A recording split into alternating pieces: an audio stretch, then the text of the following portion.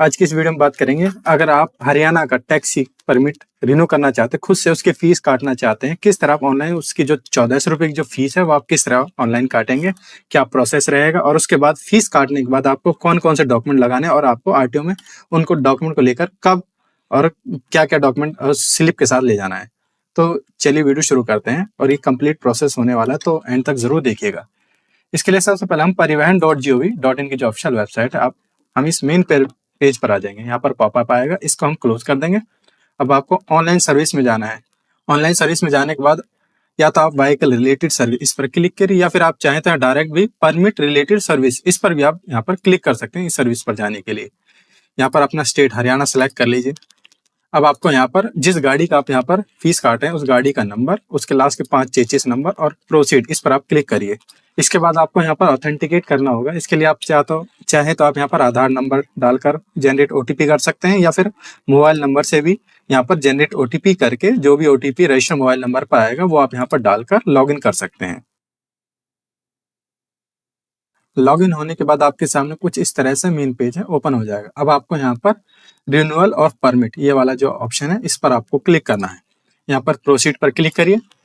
आपके सामने कुछ इस तरह से apply for renewal of permit, आपके सामने कुछ इस तरह से जो पेज है ओपन हो जाएगा। अब आपको यहाँ पर कुछ डिटेल वो फिल करनी है, बाकी की आप देखेंगे आपके जो भी आपकी आरसी से रिलेटेड डिटेल है वो आपके सामने आ गई हैं। जो भी एड्रेस है आरसी में जो भी डिटेल है वो आप यहाँ पर देख सकते हैं। अब आपको क्या करना है, अब आपको यहाँ पर सेकंड वाला अदर नेसेसरी डिटेल इस पर क्लिक करिए। अब यहाँ पर भी जो भी डिटेल है वो एक बार चेक कर लीजिए।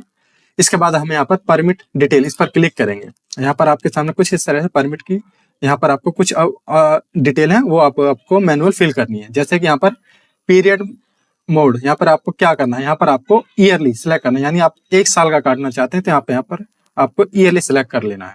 इसके बाद यहाँ पर पीरियड कितने साल का काटना चाहते हैं, हमेशा आप ध्यान रखिए आपको 1 साल यानी 1 सेलेक्ट करना है। आप 2 साल 3 साल का भी आप काट सकते हैं। अगर आप यहाँ पर 2 साल का लिखेंगे तब यहाँ पर जो आपकी एप्लीकेशन है वो 2 साल के लिए लग जाएगी। अगर आप यहाँ पर 3 साल करेंगे तब आपकी एप्लीकेशन वो 3 साल के लिए भी लग जाएगी। लेकिन मोस्टली ऐसा होता है कि अगर आप 1 साल का काटते हैं तो उसमें आपकी जो प्रोसेस है वो आसान हो जाता है और जो फीस है वो जेन्युइन आती है।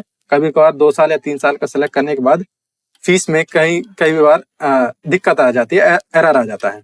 जैसे हम यहाँ पर पीरियड यहाँ पर एक सेलेक्ट करेंगे, यहाँ पर आपको पीरियड मोड ईयरली सेलेक्ट करना है और यहाँ पर पीरियड आपको 1 डाल देना है। इसके बाद नीचे आपको यहाँ पर कुछ भी फिल करने की जरूरत नहीं है। आप चाहे तो इसे नेसेसरी चीजें यानी आप चाहे तो इन्हें छोड़ भी सकते हैं। ये डिटेल फिल करने के बाद आपको सबमिट डिटेल इस पर आपको क्लिक करना है। इस तरह आपके सामने एक रेफरेंस नंबर आ गया, आपका एप्लीकेशन नंबर। आप चाहे तो इसे लिख कर रख लीजिए या फिर आप चाहे तो इसका स्क्रीनशॉट ले लीजिए। अब आपको इस एप्लीकेशन को यहाँ पर वेरीफाई करना, आपको लेटर नहीं करना, पहले आप इसे वेरीफाई करिए। इस पर वेरीफाई नाउ पर क्लिक करिए। ये आपके सामने एप्लीकेशन नंबर आ गया, शो पर क्लिक करिए। आपके सामने डिटेल आ जाएंगी आपकी गाड़ी की। फिर से आपके वही सामने पेज ओपन हो जाएगा। फिर से आप डिटेल अपनी चेक कर लीजिए, अदर नेसेसरी डिटेल चेक कर लीजिए और परमिट डिटेल है जो आपने फिल करी है ईयरली और 1 पीरियड डाला है वो भी आप चेक कर लीजिए। फिर से आपको क्या करना, फिर से आपको यहाँ पर सबमिट डिटेल इस पर आपको क्लिक करना है।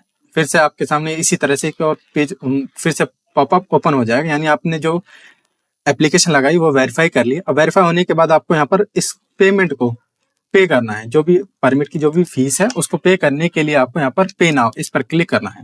आपके सामने एप्लीकेशन नंबर आ गया, चेक एप्लीकेशन इस पर क्लिक करिए। फिर से प्रोसीड पर क्लिक करिए। आपके सामने अब इस तरह से 1400 रुपये की जो भी पेमेंट है परमिट की, यानी पार्ट ए और पार्ट बी, हरियाणा के जो परमिट होते हैं पार्ट ए और पार्ट बी, उनकी जो फीस है वो आपके सामने आ गई है।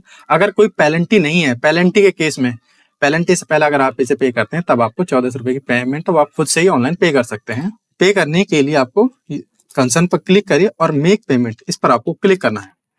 यस पर क्लिक करिए। पेमेंट गेटवे आ गया, यहाँ पर अपना जो भी गेटवे आ रहा है वो सिलेक्ट कर लीजिए। कंसर्न पर क्लिक करिए और सबमिट डिटेल, सबमिट पर क्लिक कर दीजिए। ओके पर क्लिक करिए, कुछ डिटेल है एक बार चेक कर लीजिए आप चाहें तो। कंटिन्यू पर क्लिक करिए, ओके क्लिक करिए। अब यहाँ पर आपके सामने कई सारे ऑप्शन आ गए पेमेंट करने के लिए। आप अपने हिसाब से अगर आप नेट बैंकिंग से करना चाहते हैं तो नेट बैंकिंग सेलेक्ट कर लीजिए। अगर आपके पास कोई कार्ड है क्रेडिट या डेबिट वो आप यहाँ पर सेलेक्ट करके उनमें से पेमेंट कर सकते हैं, या फिर आप चाहें तो यूपीआई के थ्रू, यानी जैसे यूपीआई नंबर से या फिर बारकोड स्कैन करके आप यहाँ पर पेमेंट कर सकते हैं।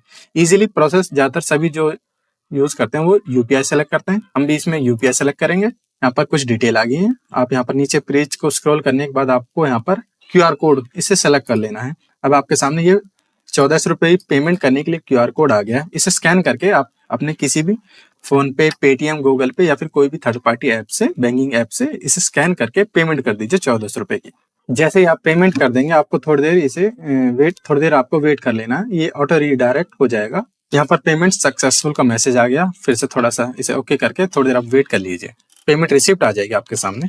पेमेंट सक्सेसफुल होने के बाद आपके सामने कुछ इस तरह की जो 1400 रुपए की रिसिप्ट है वो आपके सामने आ जाएगी। ये पेमेंट परमिट की जो एप्लीकेशन है उसकी फीस है। आप यहाँ पर अपने एप्लीकेशन नंबर देख सकते हैं, गाड़ी का नाम, गाड़ी नंबर, किस ऑनर के नाम है वो आप यहाँ दे सकते हैं, जो भी आप कुछ डिटेल है गाड़ी को आप यहाँ पर देख सकते हैं। इसके बाद आपको इस पेमेंट को, आप रिसिप्ट को प्रिंट कर लेना है। प्रिंट पर क्लिक करिए, इस तरह से आपके सामने रिसिप्ट आ जाएगी। अब यहाँ पर आप चाहें तो इसे अपने कंप्यूटर, लैपटॉप में या फोन में भी आप इसे सेव कर सकते हैं। अब ध्यान रखिए, इस रिसिप्ट के साथ अब आपको क्या करना है, इस रिसिप्ट के साथ अब आपको एक फॉर्म लगाना है रिन्यूअल के लिए, एप्लीकेशन देने के लिए एक फॉर्म लगाना है। इसके साथ आप आरसी की फोटोकॉपी, इंश्योरेंस की फोटोकॉपी, टैक्स की फोटोकॉपी, पॉल्यूशन की फोटोकॉपी और लास्ट में एक आधार कार्ड, ये सब लगाकर आपको एक फाइल बना लेनी है और वो फाइल आपको अपने आरटीओ में ले जाना है। आरटीओ में ले जाने के बाद आपको वहां से उसे वेरीफाई करा लीजिए।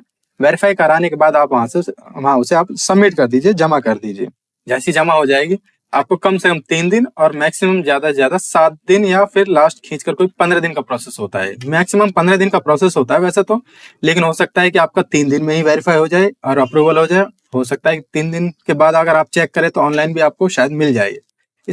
तो आपको बस वहां पर सबमिट करके आ जाना है। अब 3 से 4 दिन या मिनिमम आपको 1 हफ्ते का वेट कर लेना। आपका जो परमिट है वो ऑनलाइन हो जाएगा और आप उसे चेक कर सकते हैं। ओरिजिनल परमिट के लिए आपको फिर से ये रिसिप्ट की एक और फोटोकॉपी आप पहले से ही करा के रख लीजिए। वो रिसिप्ट की फोटोकॉपी आप आरटी में जाइए, वहां पर रिसिप्ट दिखाकर आप अपने ओरिजिनल परमिट पार्ट ए और पार्ट बी अपने अथॉरिटी से आप ले सकते हैं। इस तरह आप अपने परमिट के काम को इजीली आसान बना सकते हैं। खुद से पेमेंट करने के बाद आपको डॉक्यूमेंट बस आपको फाइल बनानी है डॉक्यूमेंट के साथ और वो आपको आरटीओ में जमा कर देना है। वेरीफाई करा के आपको बस फाइल जमा करके आ जाना है। 1 हफ्ते बाद जाइए, आपका जो परमिट है वो अप्रूव होने के बाद आप उन्हें वहां पर ला सकते हैं, लेके आ सकते हैं। धन्यवाद। अगर वीडियो अगर इन्फॉर्मेटिव लगी हो या फिर इस वीडियो से रिलेटेड कोई भी आपके मन में डाउट है या फिर कोई हमने पार्ट मिस कर दिया, आप हमें कमेंट में बता सकते हैं।